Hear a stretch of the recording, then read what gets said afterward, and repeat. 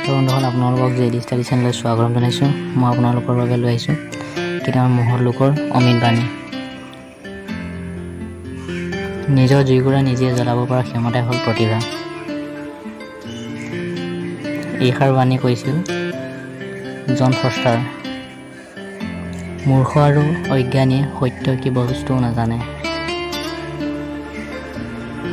এইষাৰ বাণী কৈছিল বুদ্ধদেৱে। লোভ আৰু বাসনাই জগতৰ সকলো দুখ কষ্টৰ কাৰণ। এইষাৰ বাণী কৈছিল মহাবীৰে।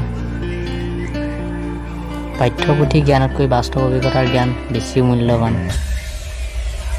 এইষাৰ মহৎলোকৰ বাণী কৈছিল J.H. পেষ্টালজী। সত্যই সুন্দৰ আৰু সুন্দৰে সত্য।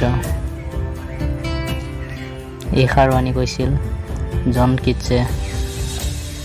এপাচি বিদ্যাতকৈ এমুঠি সততাৰ মূল্য বহুত বেছি।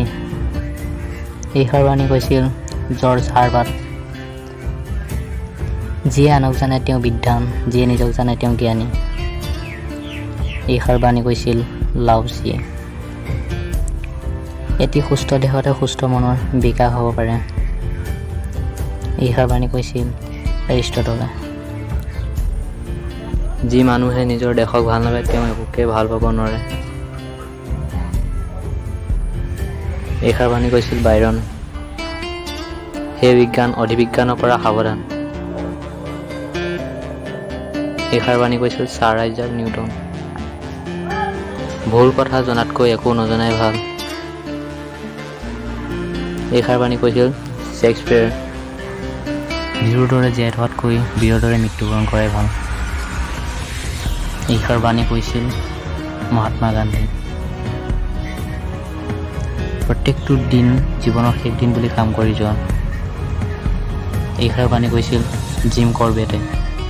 শিশু হ'ল এখন কিতাপ, ইয়াৰ প্ৰতিটো পৃষ্ঠাই শিক্ষকে অধ্যয়ন কৰিব লাগে। এইষাৰ বাণী কৈছিল ৰুছুৱে। বিশ্বাসৰ ফল প্ৰেম, প্ৰেমৰ ফল সেৱা, সেৱাৰ ফল শান্তি। এইষাৰ বাণী কৈছিল মাদাৰ টেৰেছা।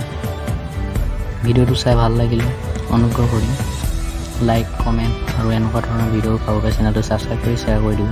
ধন্যবাদ।